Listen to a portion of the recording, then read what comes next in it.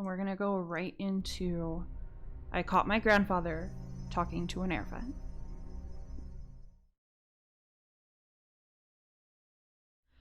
My grandfather isn't the kind of man who is particularly communicative.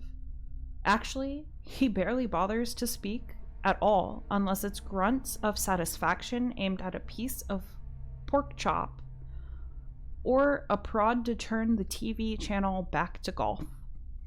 My mother says he's just selective with his words. I prefer to call him what he is, a dick. He's always been this way. Even when I was an adorable little toddler teetering my way around his living room, he barely acknowledged me. He would just sit in his plush armchair and read the paper, ignoring my squeals of delight as I practiced my dance recital in front of him. "Pappy, Pappy, look!" I would squawk in his direction. He would just shift the paper higher in his lap to hide me from view. It was always my grandma who offered me any sort of grandparent-related comfort. She doted on me throughout my childhood, pinching my cheeks, baking me cookies, cooing at every sound or accomplishment that I made. So when she passed away last spring, I was heartbroken. Apparently, so was my grandfather. That's when my mother cooked up the idea for a granddaughter-grandfather bonding extravaganza. She shipped me off to live with him for 2 weeks during summer vacation, while she took a honeymoon with her new husband. Even though I am 15 and purely capable of staying alone for 2 weeks, my mother just couldn't resist the opportunity to kickstart my grandfatherly affection that should have taken place the day I popped out of the womb. "You'll have fun, honey," she said earnestly as she practically kicked me out of the moving car. "He doesn't even talk," I yelled in frustration. "Yes, he does." My mother rolled her eyes. "You just have to listen." The first week and a half ticked by pretty much like I expected. We ignored each other in gruff silence and ate our meals separately, him in front of the TV and me in the guest bedroom. It wasn't until the last night of my visit that I got up in the middle of the night to piss, only to find a light shining from his bedroom. Curious, I peeked from around the corner. My grandfather was sitting in his armchair, a glass of scotch in his hand, his eyes puffy from tears. His gaze was trained toward the air vent next to his bed. "I wish you were still here," he whispered. I could barely hear him over the clink of ice in the glass. You wish who were here?" I asked lightly, stepping forward. He gazed up toward me, and he beckoned for me to sit down on the edge of his bed. I balanced myself on the edge and looked back at him nervously. I don't think we've ever sat this close to each other. Wordlessly, he handed me the glass of scotch. I took a sip and let the liquid bite my tongue, sending shivers down my spine. I handed it back to him. "I think it's time you know about my sister," he murmured. This is his story, in his words. "I know you don't think very highly of me. I don't think very highly of me either. Honestly, there's a lot of things I would change if I could. You're young, but you'll understand that one day. My parents and I have lived here ever since I was a little boy. Back then, after the war, this place was like a castle. I loved living here. This was actually my room, believe it or not, and for an 8-year-old boy, it was my kingdom. I used to pretend that my mother and father were the king and queen, and I was a prince. I would rule over my stuffed animals as they were subjects. My parents actually encouraged it. They thought it was cute. My mother was a homemaker. Back then, most women were. So she was always around to cook and clean and play my childish games with me. My father was different. He was attentive when he was home, but he was rarely home. See, he was a preacher. He was a man of faith. When you are young, you just trust your parents. You take them on their word. You believe what they say. And you have no reason to consider otherwise. So when they told me to go to church 3 times a week, I followed through. It was fun being the preacher's son. My mother and I always seemed to get bathed in heavenly glow wherever we went. People knew us as the perfect family, a family of faith, and God, and virtue. My father was known as a man of God, someone the community should trust in. So when my father told me to ignore the sounds coming from the attic, I did. I first noticed the sounds the day we moved in. I was sleeping when I heard a muffled cry coming from the air vent. The cry was immediately silenced with a dull thud. I fell back asleep instantly. For the next few weeks, I would hear the occasional pitter-patter of footsteps or the offbeat thud in the middle of the night. My father told me we had rats. I learned to grow accustomed to the random spouts of noise, much as children do. Then one night, I was playing in my room when I should have been sleeping. I held my fake sword up to my stuffed animals and pretended to knight them. I was asking them to bow down to me when I heard it. Hello? The voice was a muffled echo, barely reaching my ears. It was a girl's voice. I think that's why I paid it so much attention. I wasn't allowed to have girls in the house. Someone there? The voice echoed again. I realized at this point that it was coming from the air vent next to my bed. I quickly scrambled towards it, letting my fake sword clatter to the floor. Who's there? I asked, using the bravest voice I had. Polly. I live in attic. It's then I noticed how childish the voice sounded, how strained it was. I bent my head closer to the vent. You my brother? The voice asked. I'm not sure. Are you my sister? I countered. Don't know. Daddy says I have brother, but won't let me see him. Why not? Daddy says something wrong with me. Is there? I can't think real good. Oh, who's your father? I asked. Michael Larson. That's my father, I yelled excitedly. That means you must be my sister if we have the same father. That how it work? I think so, but I guess I don't really know. I don't know either. We were silent for a little while. Why do you live in the attic? I finally asked, the question burning the roof of my mouth. Daddy say I can't leave because I not like everyone else. So you've never been outside? Don't think so, Polly said nervously. Not allowed to talk about it. Oh, I sat back on the bed, puzzled. I'm gonna go to bed, I said hesitantly into the air vent. Okay, Polly answered back. Her voice faltered, and for a moment I thought she was going to cry. But I'll be back, I said urgently, trying to calm her down. You will? Of course, I'm your brother, I assured her. And I your sister. The next morning I woke up excited. Not only was it Saturday, but I had a sister. I bounded down the stairs 2 at a time, eager for breakfast. Like every Saturday, my mother had laid out a full breakfast spread for us. After Father led us in our morning prayer, I dug into the steaming pancakes and sausage on my plate. Whoa there, champ, my father laughed as he watched me shoveling food into my mouth. What's the rush? I want to finish quickly so I can go play with my sister, I explained through a bite of toast.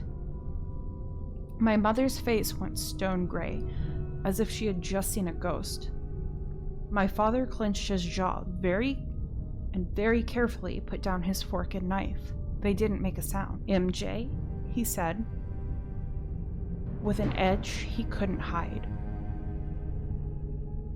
You don't have a sister. I looked up from my plate, confused.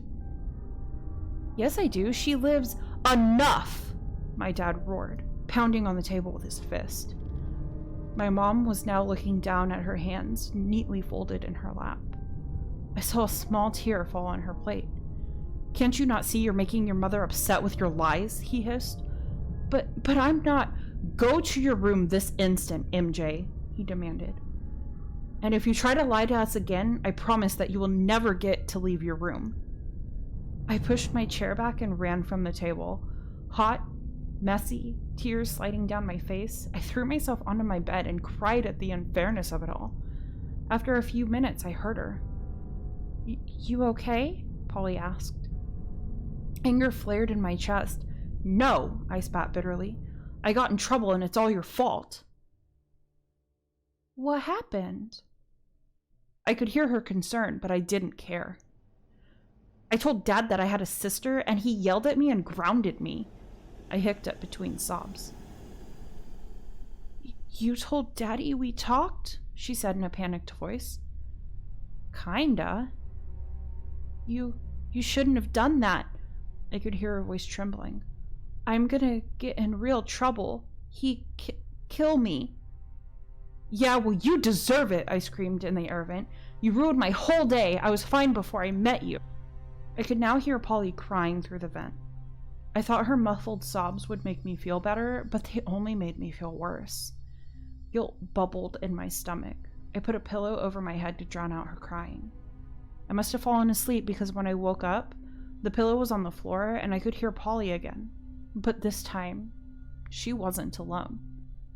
No, she whimpered. How did you find a way to talk to him? A voice hissed at her. I immediately sat up, my heart pounding in my ears. I knew that voice. No, I be good. I be good, Polly cried back. I could hear a thump, and Polly cry out. I pressed my ear closer to the vent. I talked to no one. You're lying, my father's voice yelled back. No, I good. I don't lie. I heard another thump, and now Polly was crying loudly. I shivered as I listened to what was happening above my head. You better be my good little girl, my father replied. You know what happens when you're a bad girl. Please, no, I good. I very good. Take your clothes off. No, I don't lie. Polly's voice was interrupted by another slap. I heard her cry out, and I had to clamp my hands over my mouth so I wouldn't either. You heard me, my father challenged. Take your clothes off. I sprinted from my bedroom all the way downstairs. A part of me really hoped to see my dad sitting in the living room when I rounded the corner. I prayed, I begged God that I would see my father sitting in his favorite chair. I prayed that I was just imagining things, that my creativity had gotten the better of me. But when I turned into the living room and only saw my mother sitting rigidly on the sofa as she knitted.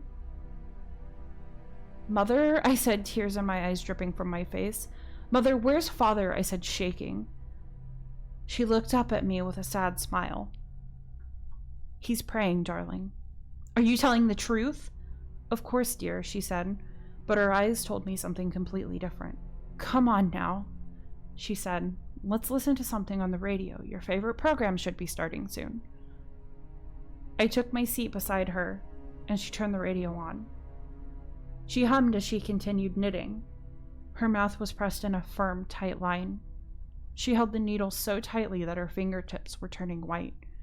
I love your father, she said. I know, Mom, I know. My father's knife cut through the steak as if he was cutting through butter. The meat bled lightly, just how he liked it. Are you done lying, MJ? He asked without looking up for his plate. Yes, sir. I am, I answered back. I let my imagination get the better of me. He smiled and pointed his knife towards my mother. And what do you have to say to the woman who gave birth to you? My face flushed red. I'm sorry, Mom.